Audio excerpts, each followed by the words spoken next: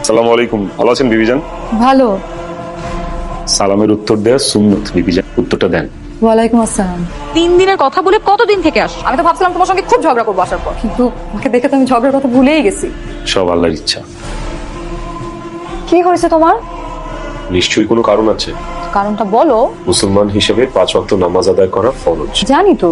তাহলে জানলেও কেন পড়ো? এই যে তুমি নামাজ পড়ো না, তুমি যেমন পাপের ভাগীদার হচ্ছ, স্বামী হিসেবে কিন্তু আমিও তোমার পাপের ভাগীদার হচ্ছি। তো এটা তো বললেই হয়, না বলে যে তুমি আমার সঙ্গে রাগ করলে, এটা কি উচিত হলো? আজকের পর থেকে সরাসরি বলবো। বাবা অনেক, আমার তো বয়স হয়েছে, কখন কি হয়ে যায় বলা যায় না। আমার ব্যবসাটা বুঝে নাও। দুঃখিত আব্বু, আপনার ব্যবসায় ঘুষ লেনদেন করা লাগে। ঘুষ দেওয়া এবং ঘুষ নেওয়া দুটোই হারাম। আসরের ওয়াক্ত হয়ে গেছে, আমি আসছি।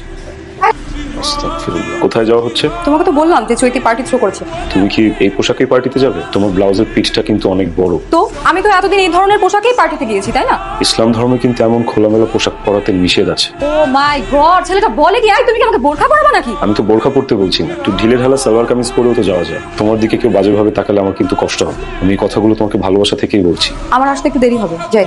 দাঁড়াও, আমি তোমাকে এই পোশাকে যেতে দিব না। প্লিজ সিন ক্রিয়েট করো না। আল্লাহর দোহাই লাগে, এই পোশাকটা পরে যেও না। পার্টিতে আসছিস সালোয়ার কামিজ পরে? বাদ দে, তুই না বললি এটা লেডিস পার্টি, এখানে তো সবাই আছে। না, আমার জামাই কি দোষ করছে? তোর এই মুরব্বী জামাইটাকে অ্যাভয়েড করার জন্যই তো বলতে হইছে। তোর জামাইগুলো জিততে পারবে না। আরে খা, হাতে নিয়ে বসে আছিস কেন? কেমন গাইস? আসো। সামিরা, এই, সমস্যাটা কি তোমার?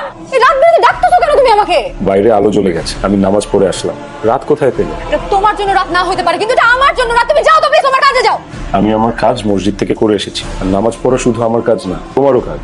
তোমাকেও নামাজ পড়তে হবে। আমি কখন কি করবো সেটা আমার ব্যাপার, সেটা তোমাকে বলে দিতে হবে না। অবশ্যই আমি বলি। কাল রাতে তুমি মদ খেয়ে এসেছো, কিচ্ছু বলিনি। তাই বলে ভেবো না যে তুমি যখন যা খুশি তাই করবে, তোমাকে কিচ্ছু বলা যাবে না। কি বলবা তুমি?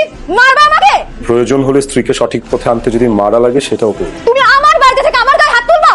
মারো, মারো আমাকে। শিক্ষিত আনকালচার খ্যাত। আব্বু, আব্বু প্লিজ তুমি অনেককে থামাও। ধর্ম নিয়ে বাড়াবাড়ি করতেছে, সবকিছুর মধ্যে ধর্মকে টানতেছে। আমার সব স্বাধীনতা কেড়ে নিছে আব্বু, আমার লাইফটা একদম জাহান্নাম বানাই দিছে। অনেকের মধ্যে তো আমি খারাপ কোনো কিছুই দেখছি না। ও যা করছে বলছে সেটা তো তোর ভালোর জন্যই বলছে মা। একটু আগেও আমার গায়ে হাত তুলছে। তোর কারণেই ও গায়ে হাত তুলতে বাধ্য হয়েছে। একটা কথা ভুলে যাস না, অনেক কিন্তু শুধুমাত্র তোকে ভালোবেসে ওর বাবা মা ছেড়ে ধর্মান্তরিত হয়েছে। আমরা কিন্তু ওকে জোর করে মুসলমান করেছি। এখন তোকে ইসলামের প্রকৃত রাস্তায় আনার জন্য ও দিন রাত পরিশ্রম করছে। আমি বলি কি, তুই ওর কথা শোন।